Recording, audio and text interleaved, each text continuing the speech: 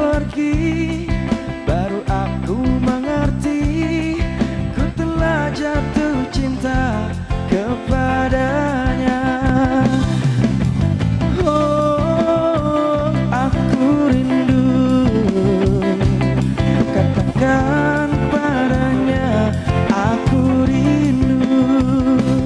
Oh burung nyanyikanlah, katakan padanya aku rindu, katakan padanya aku rindu.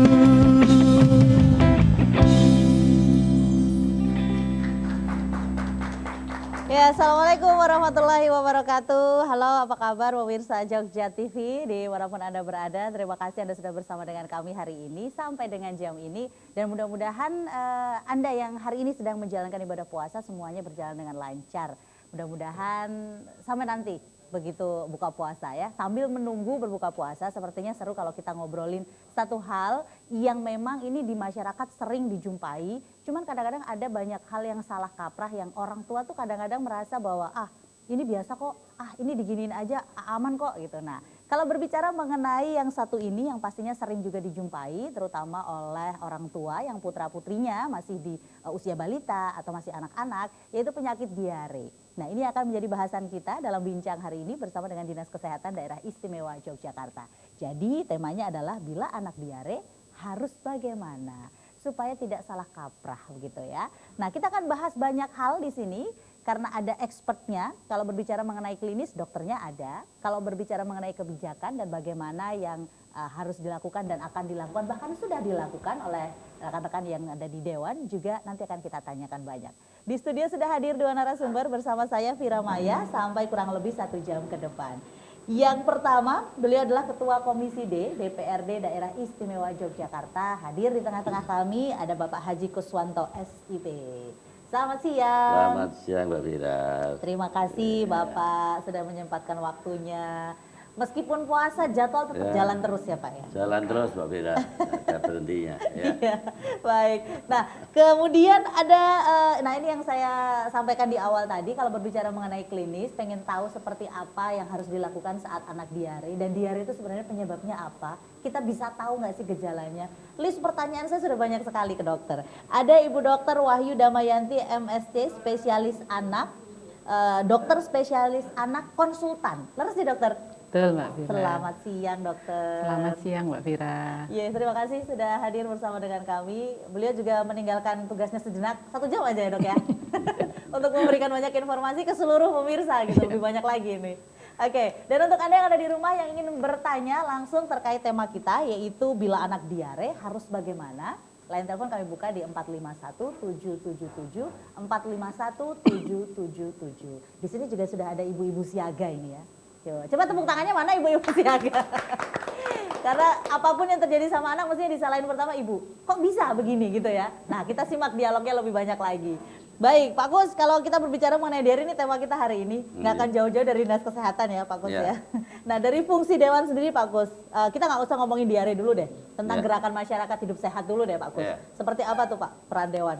Ya, peran Dewan dalam hal ini karena Dinas Kesehatan merupakan mitra Komisi D, komisi kami yang kami duduk di situ. Kami selalu mendorong pada Dinas Kesehatan, bahkan sekarang itu kan sudah ada program yang namanya Germas. Oke. Ya, Germas Gerakan Masyarakat Hidup Sehat. Ya. Di sana juga di masing-masing pedusunan sekarang ini, kan sekarang sudah pejuang-pejuang kesehatan yang melayani kesehatan dasar di masyarakat itu kan sudah ada misalkan posyandu, posbindu. Ya. Baik lansia, anak-anak balita dan usia-usia remaja. Ini kan sudah tersebar di seluruh DIY. Mereka-mereka itu sangat mengapresiasi, mereka itu tanpa ada gajinya.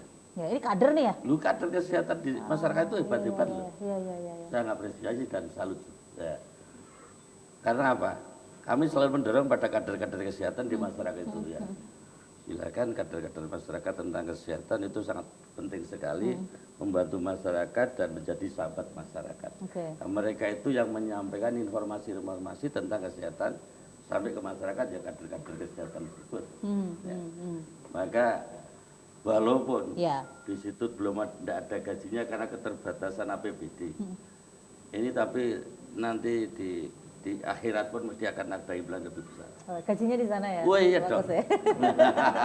Nah ini kader-kadernya juga mesti ditingkatkan kapasitasnya ya Pak Gus ya. Nah itu untuk nanti saya akan tanyakan lebih lanjut bagaimana meningkatkan kapasitas kader di masyarakat supaya tidak terjadi lagi ada ditemukan diare terus sampai akut dan segala macam bahkan masyarakat sampai nggak tahu. Nah kalau berbicara mengenai diare, saya ke Dokter Wahyu nih. Dokter, kalau ibu-ibu tahunya diare anak-anak buang air besarnya lebih sering dan apa ya istilahnya tidak semestinya tidak normal gitu ya banyak cairannya. Benar nggak sih diare itu apa sih dok sebenarnya?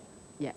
Terima kasih Mbak Vira. Jadi kita membahas diare pada anak ya. Jadi definisinya itu adalah buang air besar yang lebih sering dan lebih cair dibandingkan dari biasanya. Nah kalau pada anak itu ada kriterianya itu buang air besarnya itu lebih sering, lebih dari 3 kali dalam sehari itu bisa disebut dengan diare dan bentuknya itu menjadi lebih cair begitu. Tapi kita tetap harus hati-hati dalam mendiagnosis atau menentukan ini diare. Kalau pada bayi yang baru lahir, terutama bayi yang hanya minum ASI saja, terkadang dia itu beraknya juga sudah lembek atau cair, Mbak Vira. Jadi kita harus hati-hati. Mungkin itu bukan diare kalau pada bayi yang hanya minum ASI saja, bayi-bayi yang baru lahir sebulanan itu beraknya dia lebih sering dan lebih lembek atau cair, itu mungkin masih dalam batas normal. Jadi kita harus perhatikan ada perubahan dalam frekuensinya menjadi lebih sering dan bentuknya menjadi lebih cair dibanding biasanya. Karena asupan yang masuk kan hanya ASI ya, ASI, dok ya. iya. Oke. Iya. Itu untuk definisi diare. Iya. Berarti kalau misalnya dia makannya sudah mulai macam-macam tapi terjadi buang air besarnya sehari bisa lebih dari 3 kali dan cair, itu kita bisa mengatakan itu diare. Itu diare, betul. Oke, Jadi anak semakin besar itu buang air besarnya semakin sedikit dibandingkan anak yang baru saja lahir. Jadi semakin dia bertambah umur, buang air besarnya mungkin hanya sehari sekali atau mungkin 2 hari sekali, itu masih dalam batas normal. Nah, nanti kalau misalnya menjadi lebih cair dan menjadi lebih sering, nah kita sebut sebagai diare. Baik, nah itu penyebabnya apa? Kalau untuk bayi kan kita tidak bisa menjudgment bahwa itu diare ya. Tapi kalau untuk anak-anak yang dia sudah mengkonsumsi makanan sudah bermacam-macam gitu ya, penyebabnya apa? Apa karena makanan yang nggak higienis atau apa dok? Ya, penyebab diare itu memang bermacam-macam Mbak Vira ya. Nah, yang terutama itu kalau berdasarkan dari penelitian-penelitian, paling sering itu infeksi penyebab dari diare, terutama di negara berkembang. Ya, di negara berkembang itu kan masih banyak penyakit-penyakit infeksi. Jadi memang paling sering penyebab diare pada anak adalah infeksi. Nah, yang terutama infeksi yang paling banyak terdapat pada anak itu virus. Kita sebut sebagai rotavirus. Itu dari hasil penelitian sekitar 40-60% anak diare itu penyebabnya adalah rotavirus itu, Mbak Vira. Kemudian yang lain bisa juga karena bakteri, bisa karena parasit, bisa juga mungkin anak itu alergi terhadap susu ya misalnya yang diberikan, bisa juga dia mengalami diare. Jadi memang banyak penyebab dari diare. Nah, rotavirus itu dapatnya dari mana, dok? Rotavirus itu bisa masuk lewat makanan, bisa masuk lewat minuman yang sudah tercemar oleh rotavirus itu, begitu. Masuknya. Kemudian apa korelasinya? Kenapa itu banyak di negara berkembang? Itu pertanyaannya. Ya mungkin salah satunya air yang tercemar kemungkinan. Kemudian mungkin kebersihan dalam menyiapkan, mungkin kalau yang dia sudah minum susu dengan botol, kita kan harus menyiapkan botol susu itu, kan harus direbus dulu. Nah ini kan juga harus diperhatikan. Kemudian cuci tangan. Nah ini setiap mau menyiapkan baik itu minum susu atau menyiapkan makan. Nah, ibu ataupun yang pengasuh itu harus selalu mencuci tangan. Kemudian juga MCK ya, kadang mungkin juga ada anak-anak yang mungkin masih berak, kencing sembarangan. Nah, itu kan kadang kita harus juga perhatikan ya. Jadi harus berak, kencing di tempat yang sudah sebenarnya seperti itu. Oke, baik. Jadi sanitasinya juga harus bagus. Betul, gitu ya. Iya. Nah, rotavirus ini saya kalau untuk urusan dengan virus berarti ada pencegahnya, tapi nanti aja dok. Saya pengen tanya masalah imunisasinya ada nggak, tapi nanti aja. Kalau di zaman-zaman saya kecil kayaknya nggak ada ya, belum ada Iya. ya. Belum ada ya. Baik, Pak Kus tadi relevansinya dengan cuci tangan, germas nih Pak Kus. Masih ditemukan nggak sih Pak Kus banyak kasus diare gitu kalau misalnya Pak Kus dan juga rekan-rekan ke lapangan begitu? Ya masih banyak ternyata. Karena Dokter Wahyu mengatakan bahwa itu bisa terjadi dari virus, misalkan dari air minum. Oh ya. Sedangkan di masyarakat kita itu makin padatnya penduduk. Tanahnya itu tidak berkembang, penduduknya tambah terus, akhirnya rumah itu berhimpitan. Iya. Yang namanya rumah berhimpitan, akhirnya sumur itu pembuatannya dekat dengan septic tank.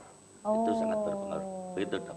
Iya, iya. Iya. Nah, dalam hal ini Padahal makanya air sumur ya. ya air Pak sumur, Kus. tapi kalau sumurnya itu dekat dengan septic tank tetangga. Ya, ya, ya, ya. Ini kan berpengaruh sekali. Coba dilihat saja, kita saja air sumur di masyarakat kita itu seperti apa kualitasnya kan kelihatan di situ.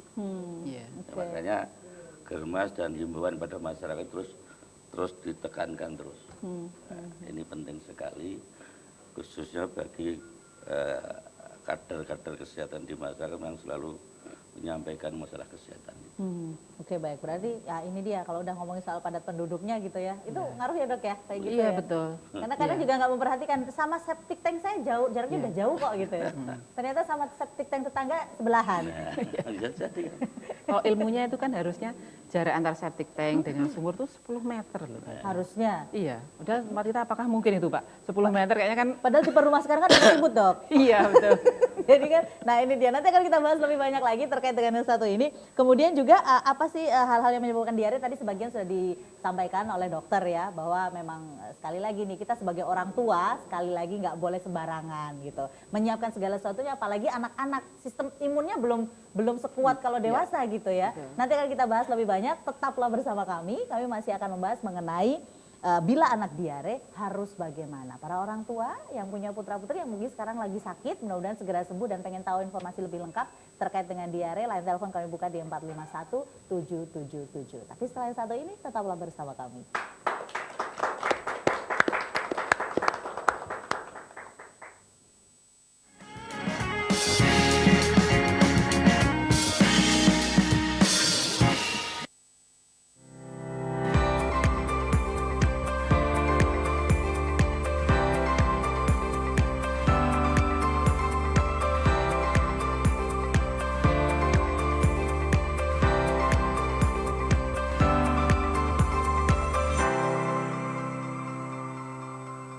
Dulu saya kena diabetes. Gula darah saya mencapai 300. Badan terasa lemah, tenaga kurang, mata kabur, dan kejantanan saya menurun. Setiap minggu saya harus suntik insulin. Namun, sesudah diterapi di pengobatan enggal dangan dan minum 2 paket ramuan, gula darah saya langsung normal. Alhamdulillah saya sehat. Pengobatan alternatif enggal dangan juga mengobati penyakit kanker, katarak, prostat, dan diabetes.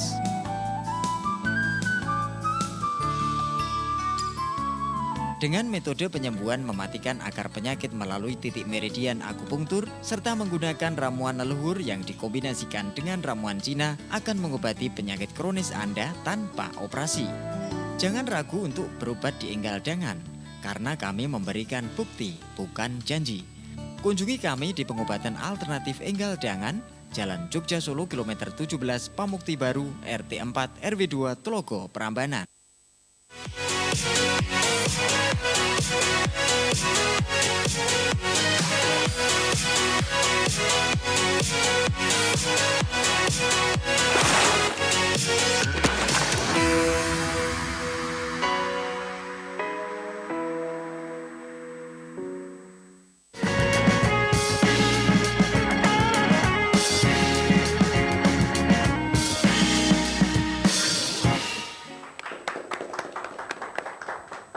Ya, terima kasih Anda masih bersama kami dalam bincang hari ini terkait dengan tema kita bila anak diare harus bagaimana. Tadi sudah disampaikan sama dokter apa itu diare, kemudian juga mengenai penyebabnya seperti apa gitu ya. Nah, dokter katakan infeksi virus gitu, tapi itu 40-60% ya dok? 40-60%. Nah yang 40% selebihnya apa dok? Mungkin bisa disampaikan juga ke pemirsa Ya. dok. Ya, yang virus itu memang paling banyak ya menjadi penyebab sekitar 40-60%. Nah, selebihnya ada bakteri, kemudian ada parasit, seperti misalnya parasit itu misalnya kayak amuba kayak gitu. Kemudian ada juga dari itu tadi dia alergi terhadap makanan atau minuman itu ada juga yang bisa menyebabkan diare seperti itu. Nah kalau alergi terhadap makanan dan minuman berarti setelah tidak mengkonsumsi itu bisa sembuh dengan sendirinya? Ya, kalau memang dia bisa menghindari apa yang menjadi alergen dia. Jadi kadang itu yang agak susah kita menentukan dia itu alerginya terhadap apa. Nah ini yang biasanya harus kita cari nih. Kita ada pemeriksaan khusus untuk mendeteksi dia itu alerginya terhadap apa. Oke, jadi kalau misalnya anak nih kena diare, kemudian berapa sih jangka waktunya supaya orang tua tuh notice, oh ini kena diare gitu. Berapa jangka waktunya? Harus datang ke rumah sakit misalnya atau ke dokter?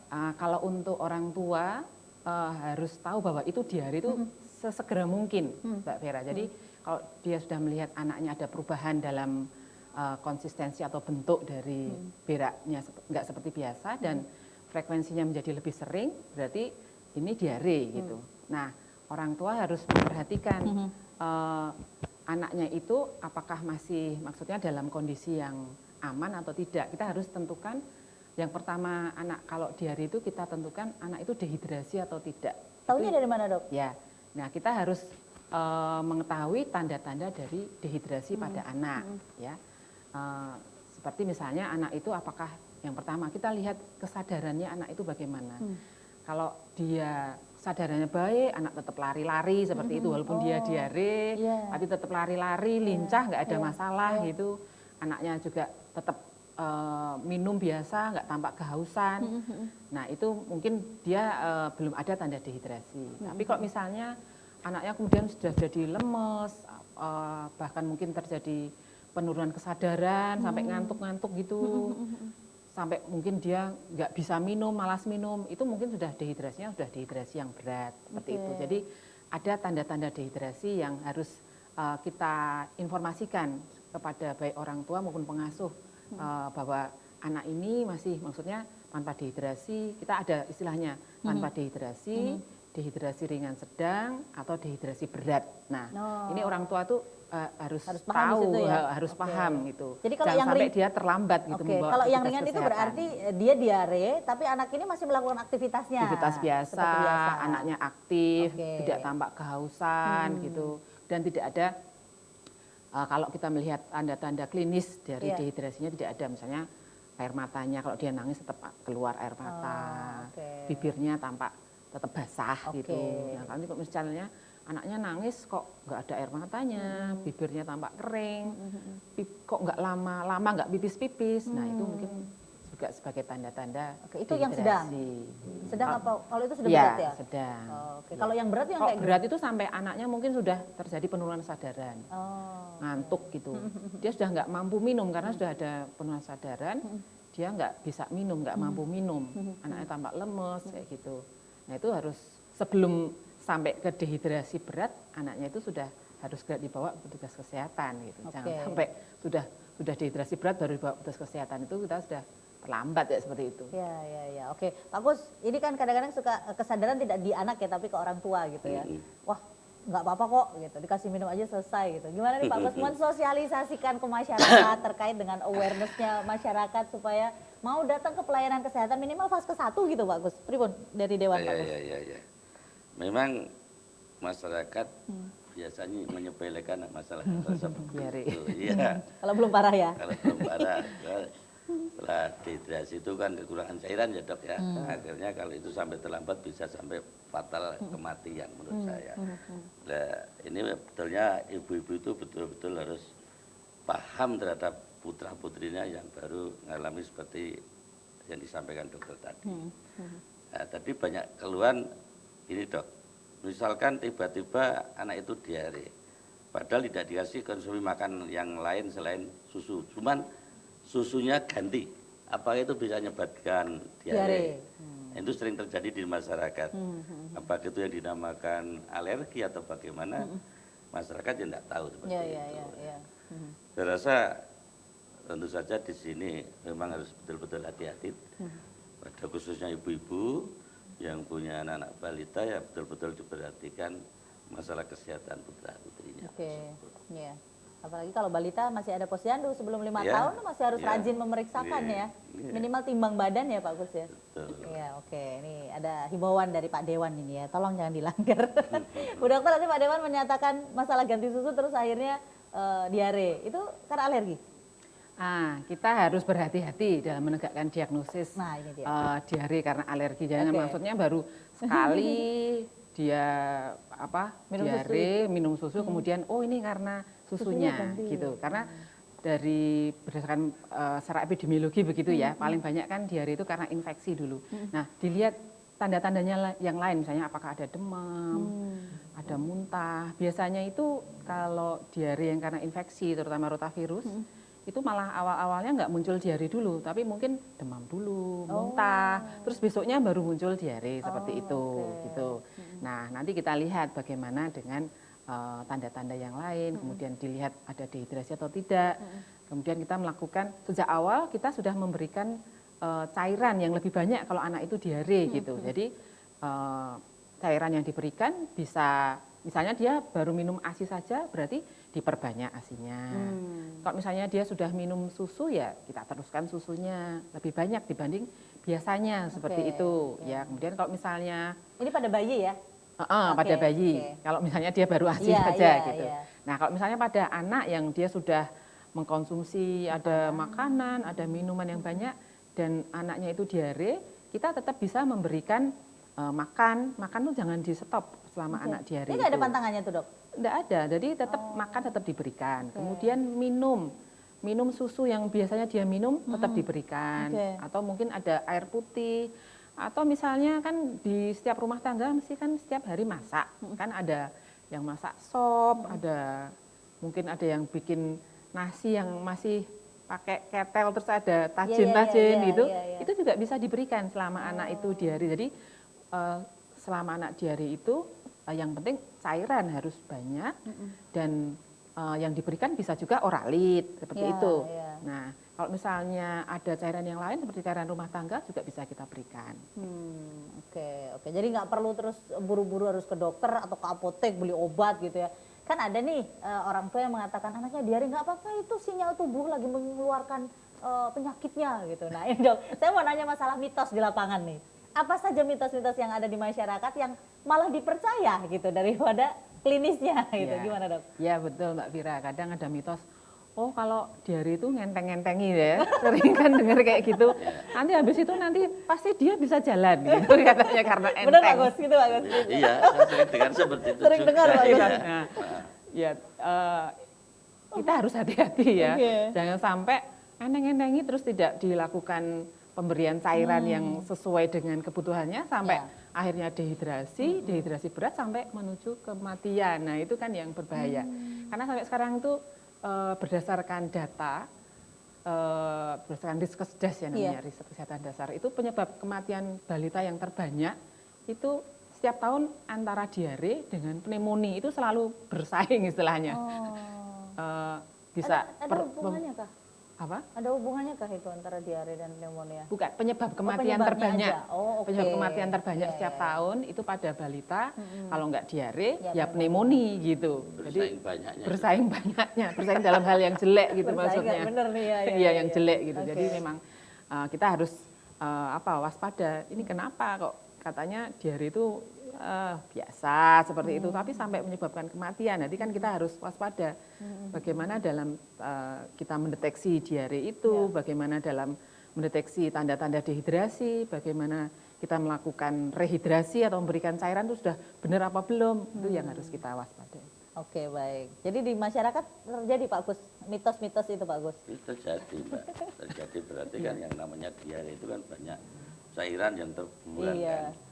Ya betul, ya apa yang di situ harus dimasukkan untuk mengembalikan cairan tadi Mas. Iya. Memang masuk akal. Tapi hal itu nggak boleh dibenarkan ya Pak Gus ya. Nah ini sosialisasi yang Juga seperti apa nih? dibenarkan karena terus diare ngenteng-ngentengi biar nanti setelah diare bisa Terus lari jalan, berjalan. lari. Nah, kalau mitos itu berjalan terus ya akhirnya malah dia apa ya istilahnya padahal itu betul-betul dia. Iya. Itu kan penyakit ya Bu ya. Ya Dok. Nah ini kan daripada nanti terlambat akhirnya enggak ngukup kan gitu Ya, istilahnya kan betul, lebih betul. hati-hati jangan sampai mitos itu terus dipegang. Oke, baik. Nah, ini untuk kesadaran masyarakat kemudian begitu ada diare dan bisa sampai 2 hari atau 3 hari masih belum turun misalnya ya. Nah, itu kadang masyarakat suka takut ke vaskes nih, Pak Dewan. Takut nanti ada biaya yang harus dikeluarkan dan segala macam. Terkait dengan jaminan kesehatan seperti apa, Pak? Pak Gus? Yang namanya kesehatan itu kan kesehatan masyarakat itu kan juga menjadi tanggung jawab pemerintah. Ya. Nah, di situ kan ada jaminan-jaminan kesehatan yang sudah diluncurkan ke masyarakat. Ya tinggal mau proaktif atau tidak untuk menjemput jaminan-jaminan yang diupayakan dari pemerintah tersebut. Jadi sudah ada jaminannya ya? Sudah. Berapa persen Pak di cover oleh APBD? Ya kalau APBD ya di bawah untuk pendidikan. Oke, baik. Tapi istilahnya masyarakat nggak perlu takut untuk datang ke Nggak perlu takut, vaskes ya? kenapa? Itu nyawa ya. Cukup dengan KTP aja sudah terdaftar dari jaminan kesehatannya ya. Iya. Oke, baik, siap. Nanti akan kita lanjutkan lagi. Ibu-ibu yang ada di sini juga monggo kalau ingin bertanya terkait dengan diare ini.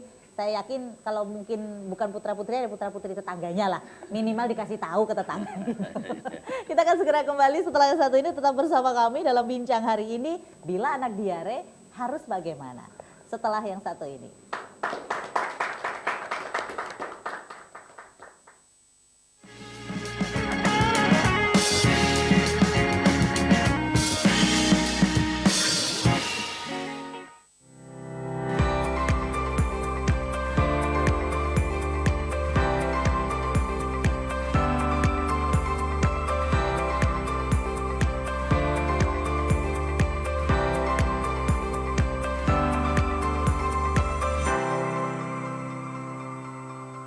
Ya, pemirsa, Anda masih bersama kami dalam Dokter Kita malam hari ini. Radioterapi sebagai salah satu modalitas dalam penanganan kanker. Naik ke bagian sarafnya misalnya gitu kan jadi nyeri. Tapi kalau tumor itu diangkat, salah satu pengobatan nyeri adalah dengan dioperasi tadi. Menarik Mbak Dinda, tadi dokter Endang mengatakan tripoli ya. Artinya ada polidepsi, poliuri, dan polipagi.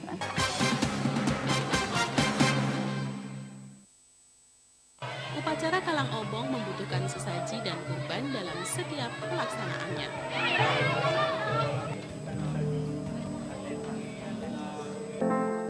Kekayaan seni budaya bumi di Gunung Kidul dan kota Yogyakarta tak henti-hentinya bersinar. Dalam episode kali ini, aset seni budaya di Gunung Kidul dan Yogyakarta tentunya masih terus mewarnai.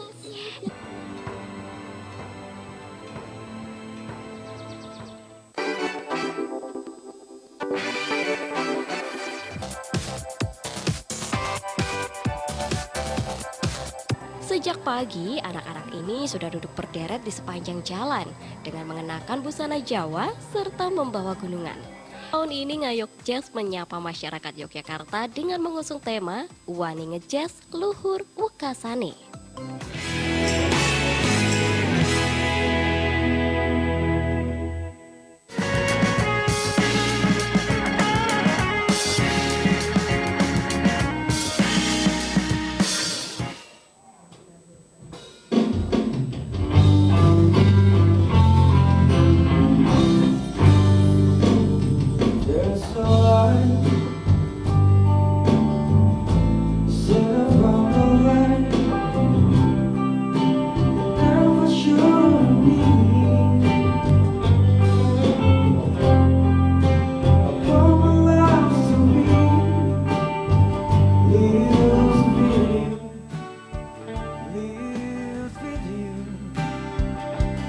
Baby, you don't know what it's like. Baby, you don't know what it's like to love somebody, the way I love you.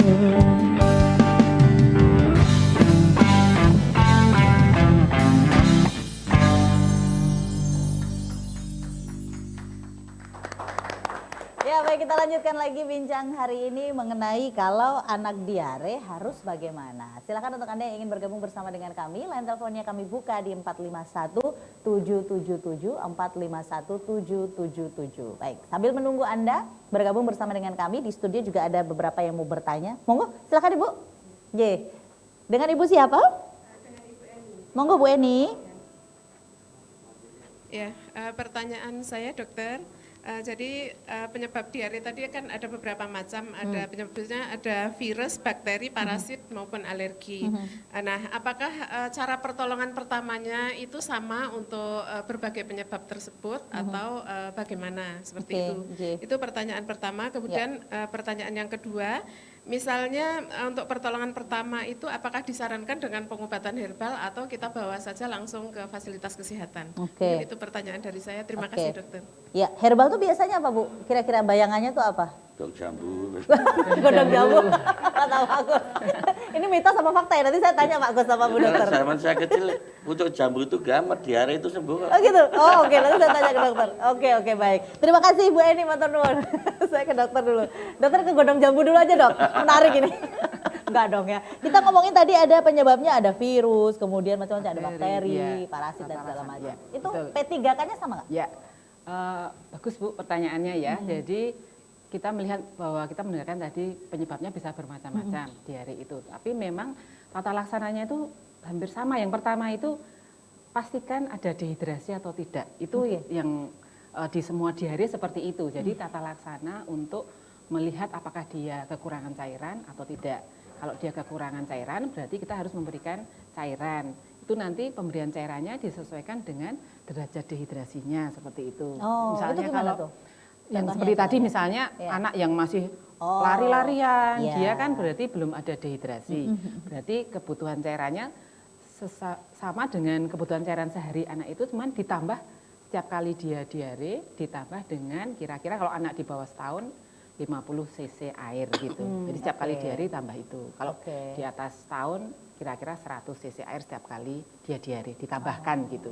Nanti kalau Air putih biasa tuh Dok? air putih boleh, tadi cairan rumah tangga boleh, kalau misalnya sudah punya oralit di rumah juga boleh diminumkan oralit. Jadi tata laksananya yang pertama sama, dilakukan, ditentukan dehidrasinya, kita lakukan rehidrasi. Kemudian selanjutnya kita cari etiologi atau penyebabnya gitu ya. Jadi kita bisa melihat kira-kira kalau penyebabnya virus tuh gejalanya seperti ini, demam, demamnya itu cuman ngelemeng gitu. Oh, nggak panas banget. Nggak panas banget. Tapi ada juga yang tidak Tinggi. demam gitu tuh juga nggak. Terus ada muntah, kemudian baru diare. Diarenya biasanya kalau rotavirus itu cair, nggak ada darahnya gitu. Nah, kalau seperti itu ya sudah kita berikan rehidrasi atau cairan saja, dan biasanya kalau virus kan istilahnya self limiting disease, jadi dia akan sembuh dengan sendirinya. Jadi badan yang akan bekerja. Tapi jangan lupa kita melakukan rehidrasi. Jadi jangan sampai dia dehidrasi karena tidak kita berikan cairan yang sesuai dengan kebutuhannya, dia jatuh ke kondisi dehidrasi yang berat sampai menimbulkan kematian. Nah, kalau karena bakteri misalnya yang paling sering itu kan ada Shigella, ada Salmonella, itu bakteri. Biasanya gejalanya itu ya biasanya demam, kemudian bisa juga muntah, diare, dan kadang diarenya itu ada darahnya.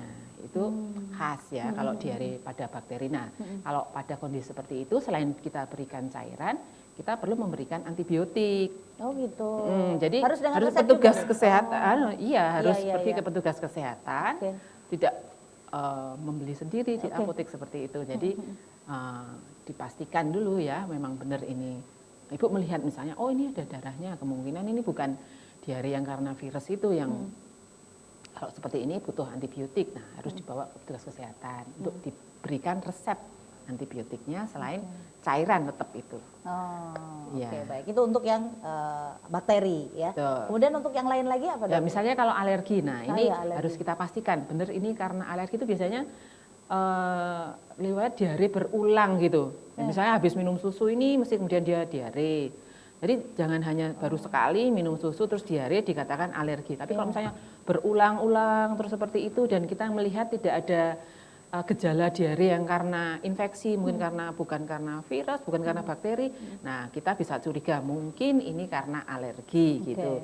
Nah, kita bisa kelola dia sebagai diare karena alergi seperti Jadi itu. butuh pengamatan yang panjang iya, ya. jangan langsung ini baru Menjudgment. gitu ya. Oh, oke baik. Nah, itu mengenai P3K-nya sama atau tidak. Kemudian kalau misalnya mau mengobati, namanya ibu-ibu di rumah ya, adanya apa diobatin dulu. Boleh nggak langsung datang ke vaskes atau dengan herbal aja sudah cukup? Tadi yang Ibu Ya, tanyakan. yang penting sebetulnya cairan. Jadi itu memang aja ya. yang penting itu cairan. Kalau untuk herbal mungkin kalau penelitiannya yang secara saintifik mungkin kan belum ada hasilnya. Jadi kadang kita tidak merekomendasikan itu, tapi juga tidak melarang gitu. Jadi monggo kita serahkan, tapi secara saintifik itu belum ada buktinya. Jadi kita tidak merekomendasikan, tapi juga tidak melarang. Misalnya seperti itu, monggo kalau mau dicoba. Karena kadang kata karena Pak Agus, ada buktinya beliau. ya. Gimana Pak Agus? Ini kita masih membahas mitos di masyarakat loh Pak Agus. Prima Pak Agus. Ya karena zaman kita jadul itu kan gini. Kepengen peso misalkan. Itu pakai pucukan gedung manding itu aja dibubukkan gini, nggak usah pakai ada yodium kok dulu kan. Sembuh ya. Gitu. Kering ya. Kering. Oke. Terus pelepah pisang itu getahnya dioleskan gitu, tapi perih sekali ya. Akhirnya paginya juga sembuh. Termasuk kalau diare. orang dulu ya enggak cuma itu, air seni pun untuk obat. Untuk obat ya. Terus secara klinis juga dokter nggak rekomendasi itu. Ya, iya jelas. Nah kalau herbal yang untuk diare ini masyarakat masih banyak yang melakukan nggak Pak Gus? Nah kalau sekarang makin berkurang. Sudah semakin pinter. Pinter ya. Oke. Godong jambu loh. Jambu kan? Godong jambu. Katanya. Iya. Khusus jambunya jambu apa itu? Jambu mete apa jambu godong? Beda lagi apa jambu air? Jambu mete dadak. Oke, Pak Gus, kalau tadi sudah berbicara mengenai herbal dan segala macamnya ya. Nah, kalau pengawasan di lapangan nih Pak Gus, saya menanyakan tentang fungsinya dari Dewan ya. Awal kan sudah kebijakan ada nih pergub tentang germas, kemudian anggaran saya yakin pasti akan disupport kalau Dinas Kesehatan memang membutuhkan. Pengawasan Pak Gus di lapangan seperti apa? Ya pengawasan Dewan itu memang harus dilakukan, misalkan dalam rangka jaring aspirasi. Terus pengawasan kinerja OPD atau ASN. Sejauh mana program kegiatannya dilaksanakan itu pengawasannya dari Dewan sampai ke sana. Nah, termasuk misalkan program gerakan masyarakat hidup sehat. Sampai seberapa jauh itu dilaksanakan di masyarakat itu fungsi pengawasan sampai ke sana. Jadi langsung turun ke masyarakat ya. Banyak masih ditemukan yang belum benar-benar melaksanakan pergub Pak? Kalau sesuai pengamatan kami itu sudah berjalan. Ya sudah berjalan dan kami buktikan di masyarakat setiap kami turun ini sudah berjalan. Masalah kader-kader kesehatan yang di bawah itu memang sudah sesuai apa yang menjadi instruksi dari Dinas Kesehatan. Tinggal ditingkatkan saja kapasitasnya. Nah ini untuk peningkatan kapasitas kader nih Pak Kus. Kira-kira harus diapain nih kadernya supaya kapasitasnya meningkat gitu Pak? Ya kalau kapasitas meningkat itu ada konsekuensinya dari Pemda. Ya kalau mereka itu dikasih misalkan ya tali asih kah atau apa sepanjang mampunya APBD itu tentu akan mendorong memotivasi kader-kader tersebut lebih gigih. Lebih semangat gitu lebih ya? Semangat. Apalagi dia ada momen mau lebaran ya Pak? Iya. Paling tidak adalah ya say thanks gitu ya, terima kasih kepada para kader gitu ya. Oke baik. Nah kita kembali ke mitos Bu Dokter. Tadi beberapa mitos disampaikan, tapi masih banyak pasti ya mitos-mitos di lapangan ya. Apa saja Bu yang belum disampaikan? Katanya ada tadi mau ngenteng-ngentengin badan biar bisa jalan gitu. Terus ada juga mengatakan panas, itu kan mau gede misalnya. Apalagi Dok? Dia bilang ya tambah pinter gitu katanya, tambah pinter. Atau mau tumbuh gigi gitu. Oh iya betul. Betul. Tapi itu sebenarnya nggak tidak bisa dibuktikan ya, betul ya. Mitos apa lagi Dok? Kira-kira yang masih sering dicurhatin karena dokter kan konsultan juga nih gitu kan. Siapa tahu ibu-ibu ada yang ya rata-rata seperti itu ya. Ada minuman, saya nggak mau nyebut merek ya, tapi ini minuman-minuman yang ada di iklan yang mengatakan bahwa ini memperbaiki pencernaan. Kalau minum ini sehari 2 kali dan segala macam pencernaan bisa lancar gitu. Itu bisa nyembuhin diare nggak? Apa ya? Nggak nyebut loh ini Dok. Iklan-iklan itu Dok. Iklan yang apa ya maksudnya? Susu atau apa maksudnya? Susu fermentasi ya? Fermentasi ya Dok ya berarti ya? Oh mungkin yang mengandung ada yang yogurt bakteri baik, gitu ya? gitu-gitu loh Dok. Apa? Yang mengandung bakteri baik begitu. Oh ya, memang ada ya susu yang mengandung misalnya bakteri baik seperti probiotik istilahnya ya. Iya. Memang secara saintifik probiotik itu memang terbukti bisa memperbaiki keseimbangan dari mikrobiota di usus seperti itu. Jadi memang kita juga misalnya memang ada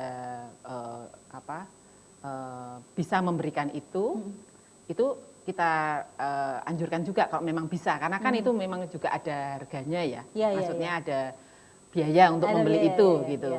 Jadi kalau misalnya dari orang tua mempunyai kemampuan untuk membeli itu juga kita merekomendasikan pemberian probiotik itu. Karena kan ada sebagian yang mengatakan mitos kalau lagi diare jangan minum susu, nggak boleh makan es krim, pokoknya yang berurusan dengan susu katanya gitu. Itu mitos juga atau fakta, Dok? Sebetulnya susu tetap boleh diberikan pada anak diare.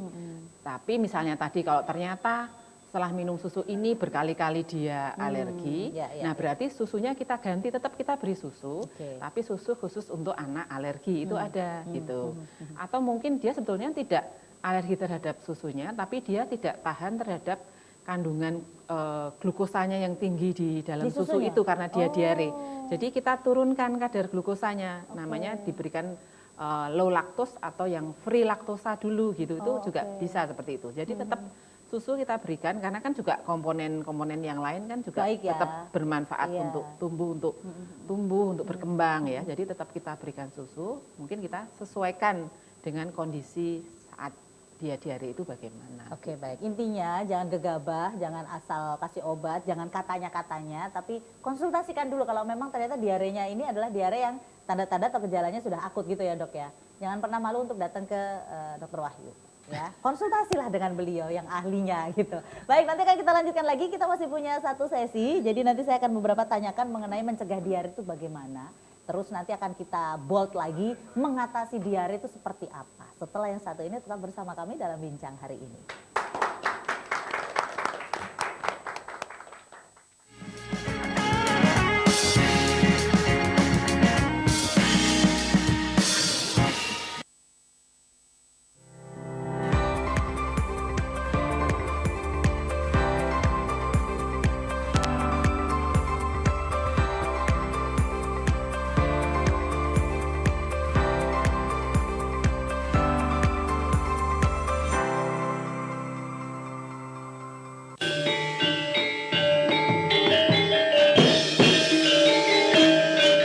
Waspadakno pasuryanipun Kakang Yayi. Prabu Basudewa ingkang kuatos dhateng wangsulipun Raden Kangsa nitipaken para putra-putra Mandura. Yo Surati Monto. Oi. Reca manik sejatine ngalam kang dinuding cak.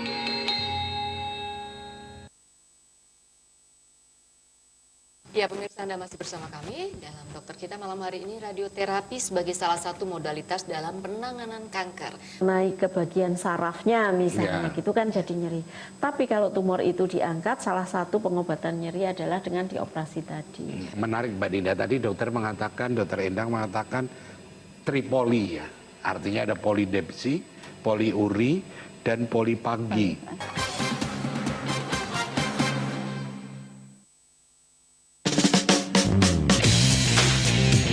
Nyong wis tekan nang mbok jajan. Mbok jajan ke apa sih? Nah, nang mbok jajan ki anak jajanan, dolanan sing jare tahun 90-an. Pokoknya tuh kan akhirnya bisa baik banget. Iwan ngibarna bendera Indonesia nyong ngerasa bangga banget ya, nyong terharu banget.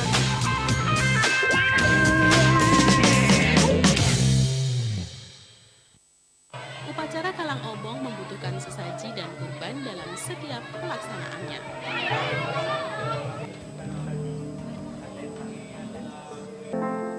Kekayaan seni budaya bumi di Gunung Kidul dan kota Yogyakarta tak henti-hentinya bersinar.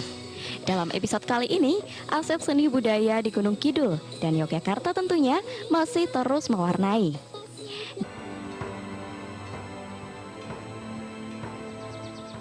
Seni batik sebagai warisan budaya Nusantara harus terus dilestarikan serta dikembangkan sehingga tetap menjadi mahakarya dunia yang juga menandai Yogyakarta, kota batik dunia. Sebuah peradaban batik mengartikan batik mempunyai sebuah perjalanan dari sekian batik klasik yang ada hingga saat ini dan tetap memelihara batik tersebut dari segala sudut pandang.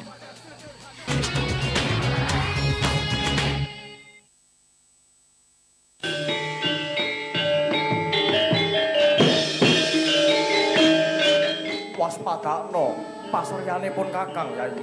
Prabu Basudewa ingkang kuatos dhateng wangsulipun Raden Kangsa nitipaken para putra-putra Mandura. Yo surati monto. Oi.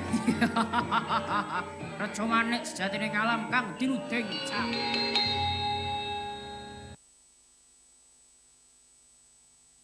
Sebagai tanda kasih petani kepada hewan ternak, nenek moyang kita melakukan tradisi gumbregan yang berupa upacara selamatan pada hewan ternak.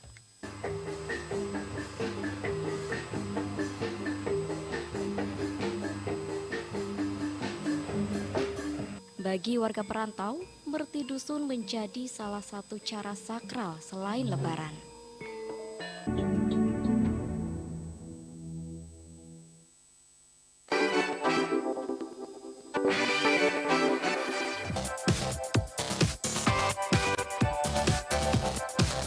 Sejak pagi, anak-anak ini sudah duduk berderet di sepanjang jalan dengan mengenakan busana Jawa serta membawa gunungan. Tahun ini Ngayog Jazz menyapa masyarakat Yogyakarta dengan mengusung tema Wani Ngejazz Luhur Wekasane.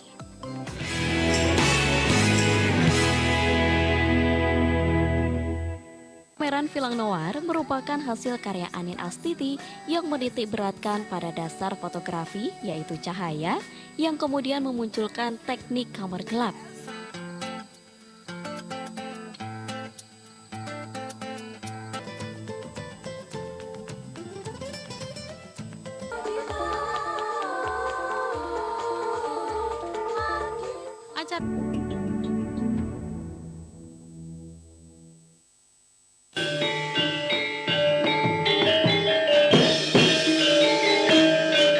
Waspadakno pasuryanipun Kakang Yayi. Prabu Basudewa ingkang kuatos dhateng wangsulipun Raden Kangsa nitipaken para putra-putra Mandura. Yo surati monto. Oi. Reja manik sejatine ngalam kang dinuding cak.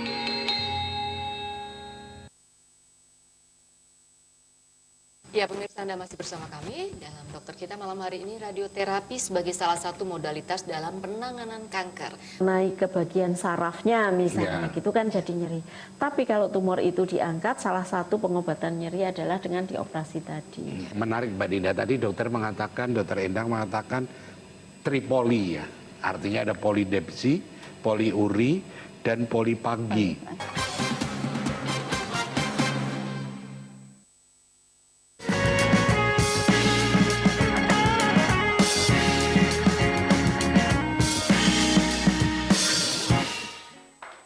Atau gimana? Diganti susu tambahan. Padahal itu kan penting. Oke, baik. Kita lanjutkan lagi bincang hari ini. Maaf ya kita ngobrol sendiri, kita berbincang sendiri. Karena iklan biarlah lewat, tapi kita juga tetap ngobrol gitu. Masih berbicara mengenai bila anak diare harus bagaimana gitu ya. Tadi sudah banyak disampaikan. Nah ini yang ingin saya tanyakan sekarang adalah terkait dengan berapa lama dok. Katanya kan badan bisa dia bisa ngobatin sendiri nih diarenya. Berapa lama tuh badan bisa bertahan untuk ngobatin diarenya sendiri? Kalau karena terkena virus ya? Ya, biasanya kalau diare karena rotavirus itu dalam waktu 3 sampai 5 hari diarenya akan membaik, Mbak. Oh gitu. Ya. Oke. Nah, tapi selama yang 3 sampai 5 hari itu dia diare, pastikan dia cairannya itu cukup kayak gitu. Nah, nanti kita bisa pantau. Biasanya rata-rata sekitar itu, tidak sampai 1 minggu itu sembuh. Oke, berarti kalau sampai 5 hari kok masih terus-terusan dengan kondisi tetap diberikan air terus gitu, rehidrasi, baru nanti bisa ke dokter. Misalnya dalam 3 hari kok belum ada perbaikan, kemudian anaknya misalnya ada tambah muntah-muntah terus gitu, muncul demam, atau mungkin ada darah di dalam tinjanya. Nah itu harus segera dibawa ke petugas kesehatan. Atau ada tanda-tanda dehidrasi yang lebih berat, seperti yang tadi saya sebutkan, itu harus segera dibawa ke petugas kesehatan. Oke, baik. Karena yang bisa mendiagnosa petugas kesehatan. Jadi jangan coba-coba mendiagnosa sendiri berdasarkan artikel di Google ya. Yang bahaya kan di situ. Iya, benar. Baik, diare pada balita bisa menyebabkan kematian. Dokter tadi sudah menyatakan. Apa yang perlu diingat oleh para ibu terkait dengan ini, Dok? Ya, sebaiknya kalau bayinya itu mendapatkan ASI itu diberikan sampai umur 6 bulan ya, Mbak Cukup ASI? Fira. Iya. Bukan, maksudnya kalau bayi kan kita sering kan mendengar kita memberikan ASI sampai umur 6 bulan gitu. Iya. Nanti setelah itu kan tetap ASI ditambah dengan makanan pendamping yang lain ya. ya. Jadi teruskan misalnya masih minum ASI, teruskan ASI itu sampai 6 bulan gitu. Kalau misalnya dia diare masih ASI, perbanyak pemberian ASInya gitu ya. Kalau misalnya kan sering diare disertai dengan muntah. Nah, kadang orang tua itu takut kalau anaknya muntah diberi minum nanti tambah muntah. Itu malah mereka akhirnya tidak memberikan cairan. Itu salah gitu. Jadi kalau misalnya anaknya muntah, tetap harus diberikan cairan. Nah, caranya nanti setelah dia muntah diberikan minuman sedikit demi sedikit gitu. Oke. Dan jangan terlalu pendek jaraknya. Oke. Jadi misalnya diberi minum misalnya, terus nanti selang berapa menit diberi lagi terus gitu. Walaupun dia muntah, tetap harus diberi cairan gitu. Nah itu sering kadang orang tua takut kalau dia diare muntah, dia takut memberikan cairan karena nanti akan muntah gitu. Padahal sebetulnya tetap cairan harus diberikan seperti itu. Ya, tapi sedikit demi sedikit. Sedikit demi sedikit. Ya, sama gitu. seperti orang dewasa juga ya. Kalau makan terlalu banyak juga kan balik, ya makanya dikit-dikit. Gitu ya. Oke, Pak Kus, yang ada di lapangan yang sering Bapak temuin terkait dengan ini kan kita ngomongin soal diare pada anak nih Pak. Apalagi yang masih bayi baru lahir dan sampai 6 bulan gitu. Harusnya kan eksklusif ASI nih Pak. Ya. Nah, ini gimana kampanyenya Pak dari Dewan, mungkin bisa yang kolaborasi dengan Dinas Kesehatan ini? Ya kalau kampanyenya belum kami kampanyekan masalah susu untuk anak, Mbak. Tapi sebetulnya yang namanya air susu itu kan penting sekali untuk bayi yang baru lahir. Tapi kebanyakan anak-anak ibu muda sekarang itu begitu melahirkan ketakutan dia ngasihkan air susunya kepada putra putrinya. Takut susunya gelombang dan sebagainya atau bagaimana, padahal itu penting sekali untuk kekebalan tubuh. Nah, ini harapan kami ya itu harus dilakukan masalah air susu itu penting sekali. Dokter Wahyu tadi mengatakan minimal 6 bulan dan itu harus air susu itu terus diberikan. Jangan sampai hanya disusuli lahir susuli susu kaleng. Nah itu kan karena apa? Yang namanya ibu-ibu itu kan sebagai generasi pencetak generasi penerus bangsa. Ini memang dari mereka mengandung itu harus gizi makanannya harus terpenuhi, sehingga nanti melahirkan putra putri yang berkualitas. Nah, sehingga stunting itu juga bisa kita antisipasi dari awal mungkin. Betul. Ya, kembali lagi nanti kapasitas kadernya ya selalu disupport lah. Tadi sudah ada masukan dari Pak Dewan. Saya ke dokter lagi. Dokter, rotavirus sudah ada vaksinnya sekarang. Iya. Itu vaksin rotavirus ya. Itu diberikannya di usia berapa untuk anak-anak? Ya memang sekarang sudah ada vaksin rotavirus. Untuk yang saat ini mulai diberikan umur 2 bulan. Oh 2 bulan? Iya, 2 bulan. Kemudian pemberiannya ada yang 2 kali, ada yang 3 kali gitu. Jadi berulang ya? Iya, berulang. Setiap berapa bulan nanti? Selang sebulan sampai selang 2 bulan itu diulang, itu ditetes. Oh oke. Vaksinnya itu dalam bentuk tetes. Jangan dibayangkan disuntik ya? Tidak ya, ditetes karena untuk baby ya? Iya betul. Oke, jadi usia bayi 2 bulan, mulai kemudian umur 2 bulan, usia bayi 3 bulan, iya, kemudian usia bayi 5 atau 6 bulan. Iya, antara selang 1 sampai 2 bulan itu diulang gitu. Untuk memberikan kekebalan yang cukup biar tidak terkena diare. Jadi biasanya tetap diare, walaupun dia divaksin, bisa saja masih muncul diare, tapi diarenya tidak berat seperti itu. Untuk mencegah diare yang berat.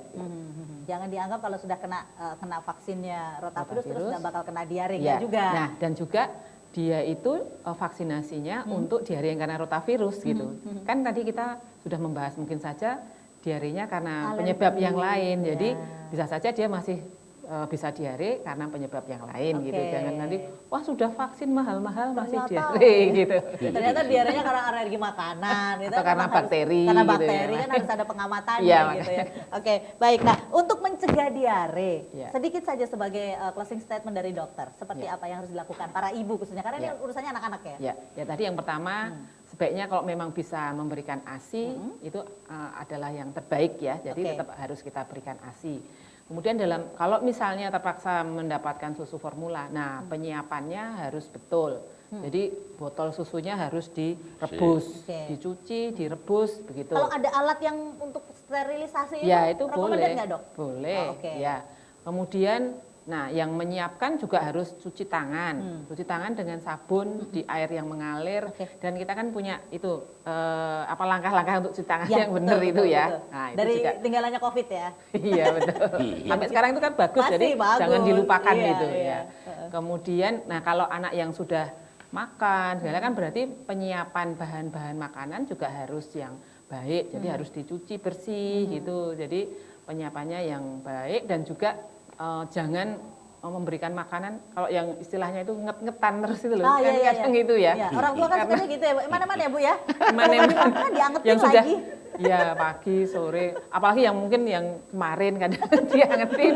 Nah itu sebaiknya jangan. Jadi berikan makanan yang segar Oke. gitu, baru gitu. Ya, ya, Ya, ya, ya, gitu. ya. Siap. Dan itu tadi kalau misalnya memang ada kesempatan, karena kan sekarang vaksinasi rotavirus masih belum di cover oleh pemerintah ya, belum masuk di program imunisasi nasional, jadi belum digratiskan istilahnya. Oke. Jadi ini kan harus dari usaha dari orang tua sendiri. Kalau memang mampu ya sebaiknya juga divaksin rotavirus. Oke, Tapi baik. nanti insya Allah tahun depan itu vaksin rotavirus sudah masuk di program imunisasi nasional. Oh, aman lah. Baru saya mau curhat sama Pak Dewan. Siapa tahu bisa dimulai dari DIY gitu, Pak Dewan. Baik, Pak Agus, ada yang disampaikan kepada masyarakat, himbauan kah atau sebagai closing statement dari Ya. Dewan? Ya perlu kami sampaikan kepada khususnya ibu-ibu, dalam hal ini jangan menyepelekan masalah diare. Karena diare itu dehidrasi yang kehilangan cairan tubuh. Iya. Ini jangan disepelekan karena bisa menimbulkan kematian. Begitu Dokter Wajun ya. Ya, ya, Itu ya. pesan Oke, saya, baik. hati-hati. Oke, baik. Terima kasih Pak Kus. Sama-sama, Mbak Matur Fira. nuwun. Bu Dokter, terima kasih, sehat selalu untuk panjenengan Amin. sedoyo. Amin. Dan juga ibu-ibu matur nuwun, Zeh. Jangan lupa ini nanti disampaikan ke kader-kadernya gitu ya. Tetangga-tetangganya punya balita. Dan sampai di sini obrolan kita dalam bincang hari ini mengenai kalau anak diare kita harus bagaimana. Wah, sudah tahu pastinya ya karena sudah menyimak acara kita selama 1 jam. Terima kasih dan mudah-mudahan informasi ini bisa menambah wawasan, tambahan wawasan terkait dengan diare pada anak. Saya Fira Maya dan seluruh teman-teman yang bertugas hari ini mohon undur diri. Selamat menunaikan ibadah puasa. Wassalamualaikum warahmatullahi wabarakatuh. Waalaikumsalam.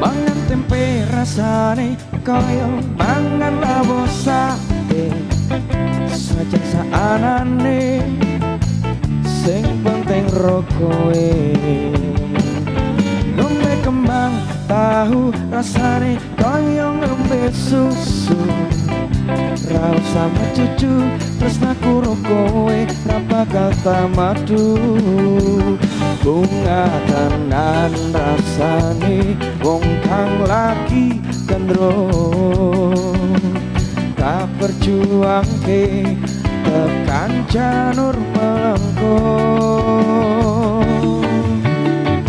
kowe siji-sijine aku bangga karo kowe belum nopo opo anane wis nopo ora bakal mete kowe ojo sumelang tresno ora bakal ilang ibarat koyo kuthaku Jogja kowe jan istimewa.